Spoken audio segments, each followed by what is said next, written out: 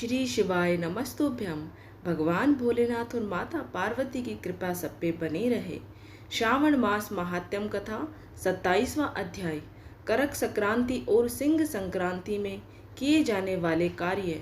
ईश्वर बोले, हे सनत कुमार, श्रावण मास में करक संक्रांति तथा सिंह संक्रांति आने पर उस समय जो कृत्य किए जाते हैं उन्हें भी मैं आपसे कहता हूँ। करक संक्रांति तथा सिंह संक्रांति के बीच की अवधि में सभी नदियां रजस्वला रहती हैं, अतः समुद्र गामिनी नदियों को छोड़कर उन सभी में स्नान नहीं करना चाहिए। कुछ ऋषियों ने यह कहा है कि अगस्त्य के उदय पर्यंत वे रजस्वला रहती हैं। जब तक दक्षिण दिशा के आभूषण स्वरूप अगस्त्य उदित नहीं होते तभी तक वे नदियां रजस्वला रहती हैं और अल्प जल वाली कही जाती हैं। जो नदियां पृथ्वी पर ग्रीष्म ऋतु में सूख जाती हैं, वर्षा काल में जब तक 10 दिन न बीत जाएं, तब तक उनमें स्नान नहीं करना चाहिए। जिन नदियों की गति स्वतः 8000 धनुष तक नहीं हो जाती, तब तक वे नदी शब्द की संज्ञा वाली नहीं होती, अपितु वे गर्त कही जाती हैं। करक संक्रांति के प्रारंभ में 3 दिन तक महानदियां रजस्वला रहती हैं। वे स्त्रियों की भांति चौथे दिन शुद्ध हो जाती हैं। हे मुने, अब मैं महानदियों को बताऊंगा, आप सावधान होकर सुनिए। गोदावरी, भीमरथी, तुंगभद्रा, वेनिका, तापी, प्योशनी, ये 6 नदियां विंध्य के दक्षिण में कही गई हैं। भागीरथी, नर्मदा, यमुना, सरस्वती, विशोका, वितस्ता, ये 6 नदियां विंध्य के उत्तर में कही गई हैं।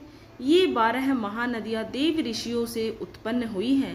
हे मुने, देविका, कावेरी, वंज्रा, कृष्णा, ये महानदियां कर्क संक्रमण के प्रारंभ में 1 दिन तक रजस्वला रहती हैं।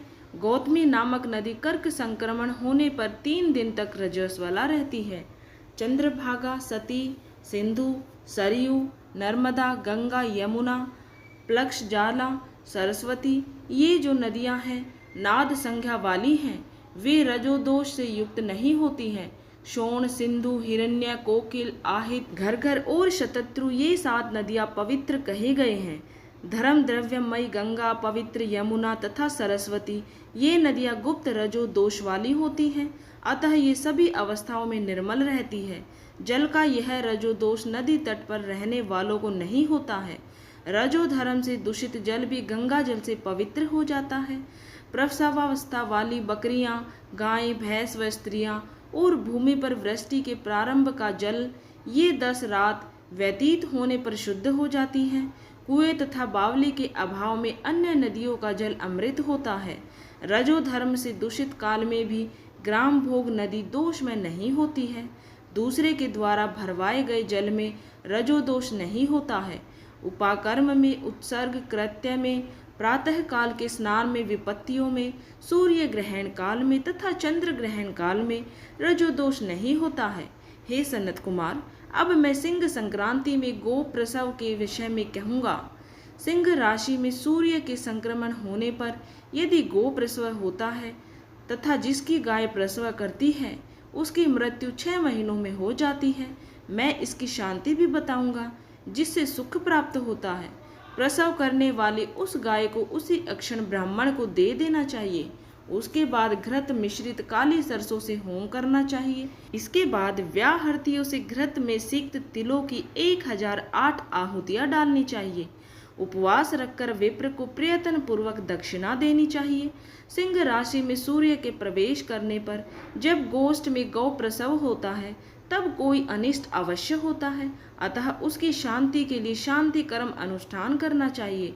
अश्ववाम इस सूक्त से तथा तद्विष्णु इस मंत्र से तिल तथा घृत से 108 आहुतियां देनी चाहिए और मृत्युंजय मंत्र से 10,000 आहुतियां डालनी चाहिए। उसके बाद श्री सूक्त से अथवा शांति सूक्त से स्नान करना चाहिए। इस प्रकार किए गए विधान से कभी भी भय नहीं होता है। इसी प्रकार यदि श्रावण मास में घोड़ी दिन में प्रसव करे तो उसके लिए भी शांति कर्म करना चाहिए। उसके बाद दोष नष्ट हो जाता है। हे सनत कुमार, अब मैं करक संक्रांति में, सिंह संक्रांति में तथा श्रावण मास में किए जाने वाले शुभ प्रद दान का वर्णन करूंगा। सूर्य की करक राशि में स्थित होने पर घृत धेनु का दान तथा सिंह राशि में स्थित होने पर सुवर्ण सहित छत्र का दान श्रेष्ठ कहा गया है तथा श्रावण मास में दान अति श्रेष्ठ फल देने वाला कहा गया है। भगवान श्रीधर की प्रसन्नता के लिए श्रावण मास में घृत कुंभ, घृत धेनु तथा फल विद्वान ब्राह्मण को प्रदान करने चाहिए। मेरी प्रसन्नता के लिए श्रावण मास में किए गए दान अन्य मासों के दानों की अपेक्षा अधिक अक्षय फल देने वाले हैं। 12 महीनों में इसके समान अन्य मास मुझको प्रिय नहीं है। जब श्रावण मास आने को होता है तब मैं उसकी प्रतीक्षा करता हूँ। जो मनुष्य इस मास में व्रत करता है वह मुझे परम प्रिय होता है, क्योंकि चंद्रमा ब्राह्मणों के राजा हैं, सूर्य सभी के प्रत्यक्ष देवता हैं। ये दोनों मेरे नेत्र हैं। करक तथा सिंह की दोनों संक्रांतियां जिस मास में पड़े उससे बढ़कर किसका महात्म्य होगा। जो मनुष्य इस श्रावण मास में पूरे महीने प्रातःकाल स्नान करता है वह 12 महीनों के प्रातः स्नान का फल प्राप्त करता है। यदि मनुष्य श्रावण मास में प्रातः स्नान नहीं करता है तो 12 महीनों में किए गए उसके स्नान का फल निष्फल हो जाता है। हे महादेव, हे दया सिंधु, मैं श्रावण मास में उषा काल में प्रातः स्नान करूंगा। हे प्रभु, मुझे विघ्न रहित कीजिए। प्रातः स्नान करके शिव जी की पूजा करके श्रावण मास की सत्य कथा का प्रतिदिन भक्ति पूर्वक श्रवण करना चाहिए। बुद्धिमान व्यक्ति को इस प्रकार से ही मास व्यतीत करना है। अन्य मासों की प्रवृत्ति पूर्ण मासी प्रतिपदा से होती है, किंतु इस मास की प्रवृत्ति अमावस्या की प्रतिपदा से होती है। श्रावण मास की कथा के महात्म्य का वर्णन भला कौन कर सकता है। इस मास में व्रत, स्नान, कथा श्रवण आदि से जो 7 प्रकार की वंध्या स्त्री होती है वह भी सुंदर पुत्र प्राप्त करती है। विद्या चाहने वाले विद्या प्राप्त करते हैं, बल की कामना करने वाले को बल मिल जाता है, रोगी आरोग्य प्राप्त कर लेता है, बंधन में पड़ा हुआ व्यक्ति बंधन से छूट जाता है, धन का अभिलाषी धन को पा लेता है, धर्म के प्रति मनुष्य का अनुराग हो जाता है तथा पत्नी की कामना करने वाला उत्तम पत्नी पाता है। हे मानद, अधिक कहने से क्या प्रयोजन। मनुष्य जो जो चाहता है उसको पा लेता है और मृत्यु के बाद मेरे लोक को पाकर मेरे सानिध्य में आनंद प्राप्त करता है।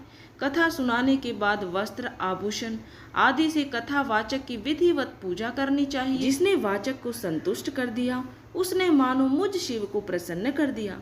श्रावण मास का महात्म्य सुनकर जो वाचक की पूजा नहीं करता, यमराज उसके कानों को छेदते हैं और वह दूसरे जन्म में बहरा होता है। अतः सामर्थ्य अनुसार वाचक की पूजा करनी चाहिए। जो मनुष्य उत्तम भक्ति के साथ इस श्रावण मास महात्म्य का पाठ करता है अथवा सुनता है अथवा दूसरों को सुनाता है उसको अनंत पुण्य की प्राप्ति होती है।